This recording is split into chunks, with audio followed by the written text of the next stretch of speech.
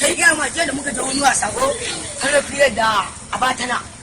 bal 23 muke ci kai ba sai wala mai kyau kaga dan fulanin can ya je maka ya zama alhaji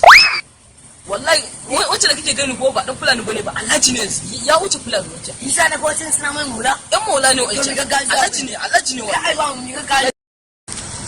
alhaji ya alhaji barka lon ya alhaji barka da so ya alhaji kari dan wannan Allah ya kari ya alhaji barka ya alhaji barka da ya alhaji muna jin ga alhaji na je maka